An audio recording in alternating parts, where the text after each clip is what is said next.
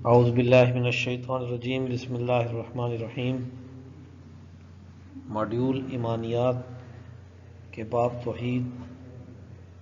کا lecture number 3 کا مطالعہ کریں گے۔ اس کا موضوع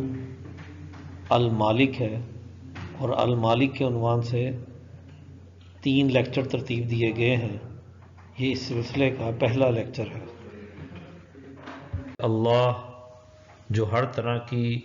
بادشاہی کا مالک ہے، ہر طرح کی سلطنت اسی کے لیے ہے۔ اس خطاب سے مراد اللہ کی اس صفت سے مراد کہ اللہ تعالیٰ نے اس دنیا میں انسانوں کو جو خلافت کے اختیارات دیے ہیں، وہ اختیارات اللہ نے اپنے قانون کی روشنی میں دیے ہیں۔ اب اگر کوئی اللہ کے قانون کو چھوڑ کر اپنا قانون دنیا پر لاگو کرتا ہے تو اس کا مطلب یہ ہوا کہ وہ دنیا کے لوگوں کو اللہ کی اتباع کی بجائے اپنی اتباع کی طرف لگانے کی کوشش کرتا ہے۔ تو اب انسانوں کے لیے یہ بڑی توہین ہے کہ انسان اللہ جو بادشاہی کا مالک ہے ان کے قانونوں کی اتباع کی بجائے کسی فرد کے قانون کا تابع بنے۔ تو یہاں پر اس شرک کی بھی نفی کی گئی کہ بادشاہی صرف اسی کی تسلیم کی جائے گی جو اللہ کے اصول اور قوانین کے مطابق انسانوں پر اپنے جو اللہ کی طرف سے ودیت کی گئے اختیارات ہیں ان کو عمل میں لاتا ہے۔ تو یہی انسانیت کا شرف ہے کہ وہ اللہ کی بادشاہی میں اللہ کے قانون کی اتباع کرے۔ قرآن حکیم کی تیسری سورت، سورت آل عمران کی 26ویں آیت، ارشاد باری تعالیٰ ہے: قل اللہم مالک الملک تؤتی الملک من تشاء وتنزع الملک ممن تشاء وتعز من تشاء وتذل من تشاء بیدک الخیر انک علی کل شیء قدیر۔ اس آیت میں اللہ تعالیٰ ارشاد فرماتے ہیں: قل اللہم مالک الملک، تو کہہ اے اللہ بادشاہی کے مالک، تؤتی الملک من تشاء، جسے تو چاہتا ہے سلطنت دیتا ہے، وتنزع الملک ممن تشاء، اور جس سے چاہتا ہے سلطنت چھین لیتا ہے، وتعز من تشاء، جسے تو چاہتا ہے عزت دیتا ہے، وتذل من تشاء، اور جسے تو چاہے ذلیل کرتا ہے، بیدک الخیر، سب خوبی تیرے ہاتھ میں ہے، انک علی کل شیء قدیر، بے شک تو ہر چیز پر قادر ہے۔ اس آیت مبارکہ میں اس بات کا واضح اعلان کیا گیا کہ بادشاہی تو صرف اللہ کی ہے اور دنیا میں جو اختیارات ہیں یہ اللہ کی طرف سے عنایت کرتا ہے، اور اللہ جسے چاہتا ہے سلطنت دیتا ہے اور جس سے چاہتا ہے چھین لیتا ہے، اور جسے چاہتا ہے عزت دیتا ہے اور جسے چاہتا ہے اسے ذلیل کر دیتا ہے۔ اب آپ دیکھیے کہ ایسا پوری انسانی تاریخ میں کئی بار ہوا۔ اگر کبھی بھی انسانیت میں متکبرین نے حکومت سنبھالی تو اللہ تعالیٰ نے ان کے مقابلے پر اپنے بندوں اور اپنی جماعتوں کو کھڑا کیا اور پھر ان کی جگہ پر اپنی اتباع کرنے والے جو اللہ کے احکامات کے مطابق انسانیت پر اپنے قانونوں کو چلاتے ہیں، اپنے اختیارات اللہ کے دیے گئے اختیارات کی روشنی میں استعمال کرتے ہیں، تو اللہ تعالیٰ ان کو عزت دیتا ہے۔ لازمی نہیں ہے کہ کسی کے پاس سلطنت ہو اور ساتھ عزت بھی ہو۔ بادشاہ کی عزت کا یہ مطلب نہیں کہ وہ اپنی طاقت کی بنیاد پر اپنی عزت کو قائم کرے۔ بادشاہ طاقت تو حاصل کر سکتا ہے لیکن عزت اسی وقت حاصل کر سکتا ہے جب اللہ کے دیے گئے قوانین کی روشنی میں انسانوں کے لیے امن اور سکون پیدا کرے، انسانوں پر اپنا تسلط قائم نہ کرے، اپنی طاقت کا بلا وجہ اپنی طاقت کا اظہار نہ کرے صرف اس لیے کہ اس کے پاس طاقت ہے۔ ہر بادشاہ کو ہمیشہ یہ بات ذہن میں رکھنی ہے کہ طاقت کا مالک اللہ ہے، اور اگر کسی معاشرے میں ایسے بادشاہ، ایسے حکمران ہوں جو اللہ کے قوانین کو چھوڑ کر انسانوں کے بنائے ہوئے قوانین کے تحت لوگوں کو زندگی گزارنے پر مجبور کریں، ان کی زندگیوں کو تنگ کریں، تو انہیں بھی، وہاں کی رعایا کو بھی، وہاں کی عوام کو بھی، وہاں کی جمہور کو بھی یہ بات ذہن میں رکھنی چاہیے کہ اگر یہ بادشاہ اللہ کے دیے ہوئے اختیارات کی روشنی میں کام نہیں کرتے تو پھر اصل بادشاہی اللہ کی ہے، ہمیں اسی کی طرف لوٹ کر جانا ہے۔ تو ہمیں چاہیے کہ ہم ان اختیارات کو، ان قوانین کو سمجھیں اور ان کے مطابق اپنی معاشرت اختیار کریں۔ قرآن حکیم کی چوتھی سورت، سورۃ النساء کی آیت 53 میں ارشاد باری تعالی ہے: ام لہم نصیب من الملک فاذا لا یؤتون الناس نقیرا۔ اللہ تعالیٰ فرماتے ہیں کہ کیا سلطنت میں ان کا بھی کچھ حصہ ہے؟ پھر تو یہ لوگ لوگوں کو ایک تل کے برابر بھی نہیں دیں گے۔ اللہ تعالیٰ اس میں بڑی وضاحت کے ساتھ اعلان کر رہے ہیں کہ اگر اللہ کی بادشاہت کا انکار کر دیا جائے اور اللہ کی سلطنت یا اللہ کی سلطنت میں کسی کو شریک ٹھہرا لیا جائے کہ سلطنت انہی کی ہے، تو پھر یہ لوگ، انسانی ذہن تو اتنا متکبر ہو جاتا ہے کہ یہ لوگوں کو اس میں سے کچھ حصہ بھی نہ دیں۔ تو اس لیے یہاں اس آیت میں واضح کر دیا گیا کہ اصل بادشاہت تو اللہ کی ہے،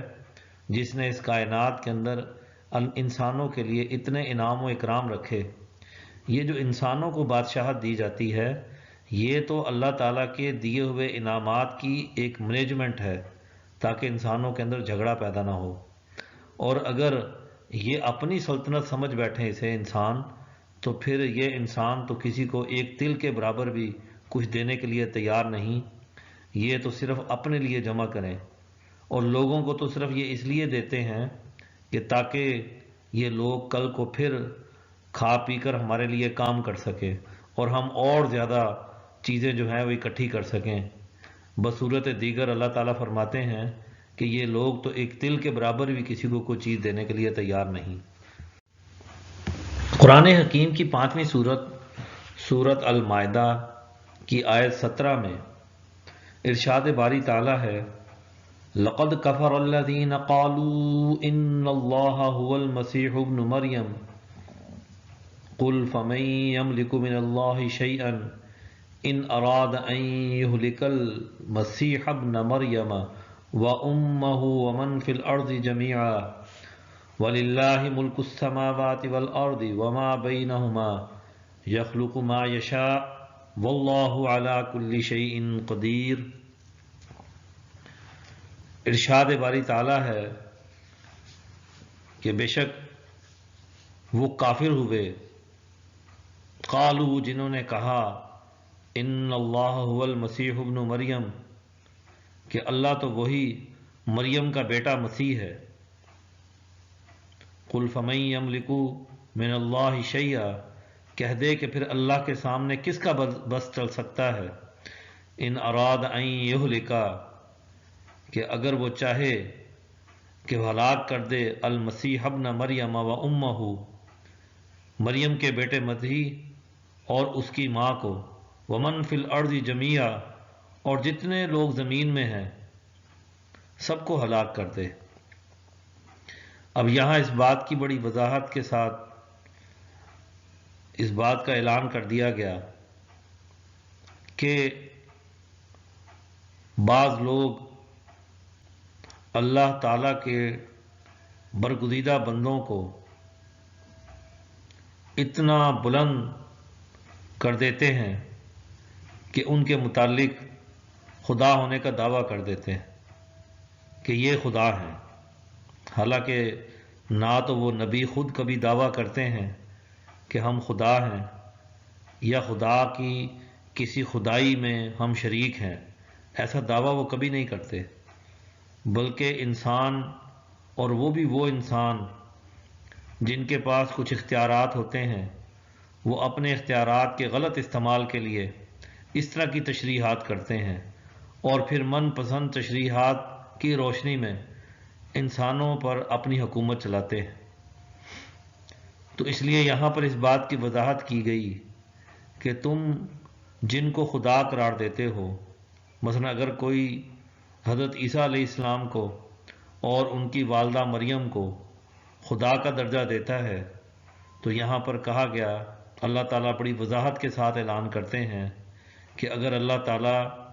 مسیح ابن مریم کو اور اس کی والدہ کو اور دنیا میں جتنے بھی انسان ہیں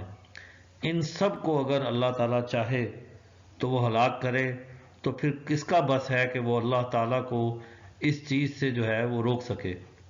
اس کے سامنے کسی کا بس نہیں چل سکتا۔ اور اس بات کا اقرار خود حضرت عیسیٰ علیہ السلام اور ان کی والدہ مریم علیہ السلام بھی کرتی ہیں، اور اس کی وضاحت انجیل میں بھی موجود ہے کہ انہوں نے اس بات کو بڑی وضاحت کے ساتھ اس بات کا اعلان کیا کہ طاقت کا مالک تو اللہ ہی ہے، اس کے سامنے ہمارا کوئی بس نہیں۔ تو یہاں بھی اللہ تعالیٰ یہی فرماتے ہیں کہ جو لوگ اس کے ساتھ شریک کرتے ہیں وہ کفر کرتے ہیں۔ تو کفر شرک کا یہ دائرہ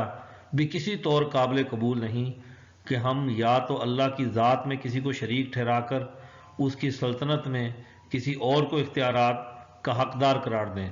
بنیادی چیز یہ ہے کہ دنیا میں اگر اس کی حکومت ماننی ہے، اس کی سلطنت ماننی ہے، تو پھر ہمیں اس بات کو سمجھنا ہوگا کہ جو اللہ نے اپنے قوانین مختلف وقتوں میں بھیجے تو ان قوانین کی روشنی میں ہی دنیا کا نظم مملکت چلنا چاہیے۔ سورۃ المائدہ کی آیت 17 کے دوسرے حصے میں اللہ تعالیٰ فرماتے ہیں کہ وَلِلَّهِ مُلْكُ السَّمَاوَاتِ وَالْأَرْضِ وَمَا بَيْنَهُمَا يَخْلُقُ مَا يَشَاءُ، کہ آسمانوں اور زمین میں اور ان دونوں کے درمیان کی سلطنت اللہ ہی کے لیے ہے۔ یخلق ما یشاء، جو چاہے پیدا کرتا ہے۔ واللہ علی کل شیء قدیر، اور اللہ ہر چیز پر قادر ہے۔ یقیناً اللہ تعالیٰ کی تخلیقات کا سلسلہ مسلسل جاری رہتا ہے، اور اللہ تعالیٰ جو چاہتا ہے اور جس طرح چاہتا ہے پیدا کرتا ہے، وہ ہر چیز پر قادر ہے۔ یعنی اس نے ایک قانون بنا رکھا ہے اور قانون کا مالک بھی وہی ہے، اور یہ پوری دنیا، پوری کائنات اسی قانون کے تابع رہ کر چل رہی ہے۔ تو اللہ تعالیٰ پچھلی آیت میں جیسے حضرت عیسیٰ علیہ السلام کے متعلق فرماتے ہیں، تو اسی طرح یہاں پر یہ کہا گیا کہ اللہ تعالیٰ جیسے چاہتا ہے پیدا کرتا ہے، کہ حضرت عیسیٰ علیہ السلام کو بن باپ کے پیدا کیا، تو لوگ اس پر حیران ہوتے ہیں۔ تو اللہ تعالیٰ نے تو حضرت آدم علیہ السلام کو بن ماں باپ کے پیدا کیا، تو جو ہر چیز کی تخلیق کا مالک ہے تو اس کی قدرت کو جاننا چاہیے۔ تو ورنہ ہم اس طرح کی غیر معمولی چیزوں کو جب دیکھیں گے تو انسان کیا ان کی پرستش کرنے لگ جائے گا؟ نہیں، اللہ تعالیٰ تو جیسے چاہتا ہے وہ چیزوں کو تخلیق کرتا ہے۔ ہاں، اس نے دنیا کے اندر ہر کام کا ایک قانون ضرور رکھا ہے، لیکن اللہ تعالیٰ اپنی اس قوت کا اظہار کرتے ہیں کہ دیکھو میں اس طرح بھی کر سکتا ہوں۔ جیسے اس نے آدم کو پیدا کیا، ایسے ہی اس نے بن باپ کے حضرت عیسیٰ علیہ السلام کو بھی پیدا کیا۔ تو یہ اس کی قوت اور طاقت اور اس کی ملکیت ہے کہ وہ جس طرح چاہے اور جو چاہے وہ پیدا کر سکتا ہے۔ یہاں پر ہمارا اللہ تعالیٰ کی صفت المالک کا لیکچر مکمل ہوا۔ صدق اللہ العظیم۔